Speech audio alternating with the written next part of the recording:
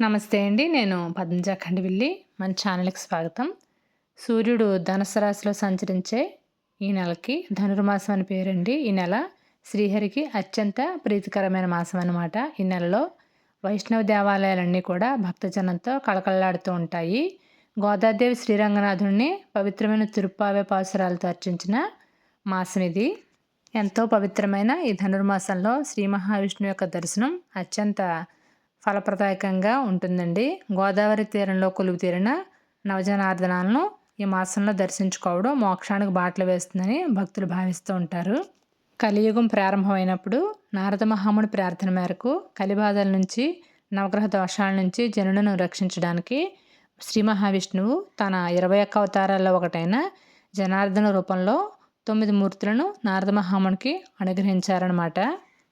పవిత్ర గోదావరి తీరంలో వాయువ్య దిశ నుంచి దక్షిణ దిశగా 9 క్షేత్రాల్లో ఈ మూర్తులను నారద మహాముని ప్రతిష్ఠించారని చెప్పబడుతూ ఉంది.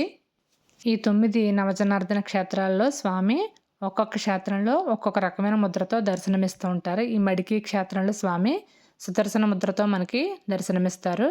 ఈ క్షేత్రంలో ఇంకొక ప్రత్యేకత కూడా ఉంది. ఇక్కడ ప్రతిరోజు ప్రాతకాలంలో సూర్యకిరణాలు స్వామివారిని తాకుతూ ఉండడం చాలా విశేషంగా చెప్తూ ఉంటారు. మొదటి జనార్దన క్షేత్రమైన ధవళేశ్వరానికి సుమారు ఒక 10 కిలోమీటర్ల దూరంలో ఈ మడికి క్షేత్రం ఉంటుంది. ఈ మడికి క్షేత్రం ఆలమూరు మండలంలో ఉంటుందండి.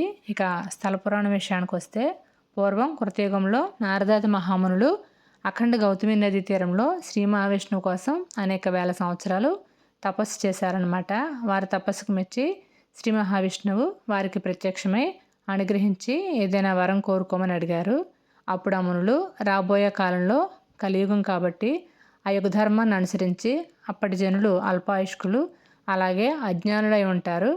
మానవులు భగవంతుడైన మిమ్మల్ని మరిచి కూడా చరిస్తూ ఉంటారు.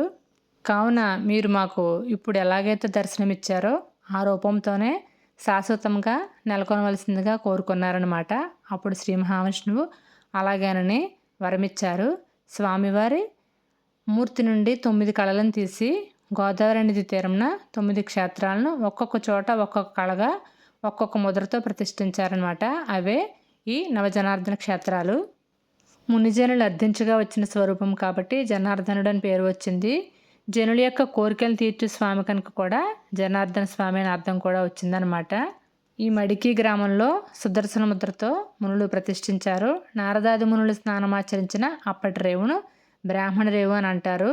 ఆ రేవు ఈ దేవాలయానికి సమీపంలోనే ఉంటుంది. ఈ ఆలయం చాలా సువిశాలమైన ప్రాంగణంలో ఉంటుందండి. చుట్టూ పచ్చని చెట్లతో చాలా అందంగా ఉంటుంది. ఆలయానికి పక్కనే రామాలయం అలాగే ఇంకొక పక్కన శివాలయం కూడా ఉంటాయి. ఈ మడికి క్షేత్రానికి మరొక స్థల పురాణం కూడా ఉందండి. ఈ మడికి గ్రామానికి ఒకప్పుడు మణికర్ణికాపురం అనే పేరు కూడా ఉండేది. పూర్వకాలంలో భృగు మహర్షి శాపం వల్ల మణికర్ణికుడు అనే గంధర్వుడు మానవ జన్మ ఎత్తి ఈ ప్రదేశంలో పరమేశ్వరుని కోసం ఘోరమైన తపస్సు చేయడం మొదలుపెట్టాడనమాట.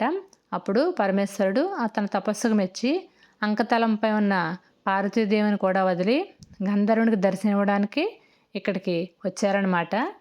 అప్పుడు పార్వతీదేవి ఆగ్రహంతో కత్తిని చేత పట్టుకుని ఆ గంధర్వుని సంహరించడానికని ఇక్కడికి వచ్చారు. అక్కడే ఉన్న పరమేశ్వరుడు పార్వతీదేవిని శాంతింపచేసి ఇద్దరు కలిసి గంధర్వునికి దర్శనమిస్తారనమాట. గంధర్వుడు అప్పుడు పార్వతీ పరమేశ్వరుని స్తుతించి తనకి ఇచ్చిన శాపాన్ని విమోచించి మళ్ళీ నన్ను గంధర్వులో కలపండి అని వాళ్ళని ప్రార్థిస్తాడు. అప్పుడు పార్వతీ పరమేశ్వరులు ఆ గంధర్వునితో ఇలా చెప్తారు, నువ్వు ఎక్కడైతే తపస్సు చేసావో అక్కడ మా మూర్తులను ప్రతిష్ఠించి ఎదురుగా ఉన్న గోదావరిలో నువ్వు మునిగితే కనుక తిరిగి నీవు గంధర్వ రూపాన్ని పొందుతావు అని చెప్తారు. అమ్మవారు గంధర్వునికి ఏ రూపంలో అయితే దర్శనమిచ్చారో అదే రూపంలో కత్తిపుచ్చుకొని మనకు కూడా దర్శనమిస్తూ ఉంటారు. అది ఈ ఆలయం యొక్క ప్రత్యేకత అనమాట. మీరు ఈ నవజనార్దన క్షేత్రానికి వెళ్ళినప్పుడు పక్కనే ఉన్న ఈశ్వరుని ఆలయాన్ని కూడా దర్శించుకోండి. చాలా బాగుంటుంది ఆలయం కూడా. ఒకప్పుడు మణికర్ణికాపురంగా ఉన్న ఈ ఊరిని బ్రిటిష్ వారు మణికిగా మార్చారు. కాలక్రమంలో అది ఇప్పుడు మనం దర్శించుకుంటున్న మడికి క్షేత్రంగా మారింది.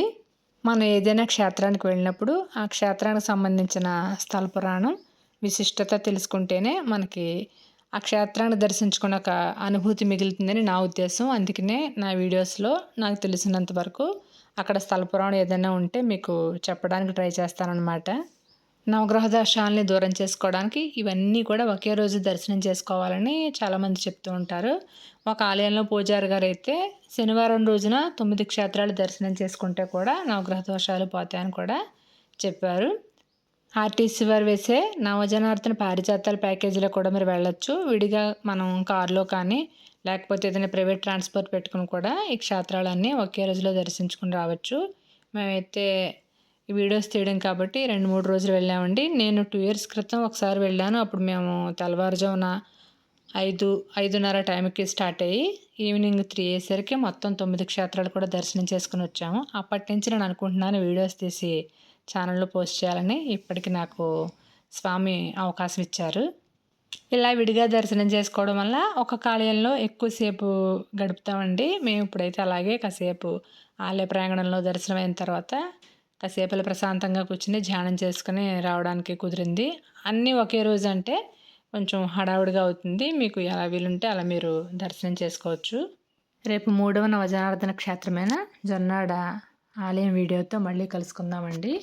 వీడియోస్ నచ్చితే తప్పకుండా లైక్ చేస్తూ ఉండండి. అలాగే ఇన్ఫర్మేషను యూస్ఫుల్గా ఉంటుందని అనిపిస్తే ఎవరికైనా షేర్ కూడా చేయండి. ఇప్పటివరకు మన ఛానల్కి సబ్స్క్రైబ్ చేసుకోకపోతే తప్పకుండా సబ్స్క్రైబ్ కూడా చేసుకోండి. సబ్స్క్రైబ్ చేసుకున్నప్పుడు మీరు బెల్ బటన్ని ప్రెస్ చేసుకుంటే నేను వీడియో పెట్టగానే మీకు నోటిఫికేషన్ వస్తుంది.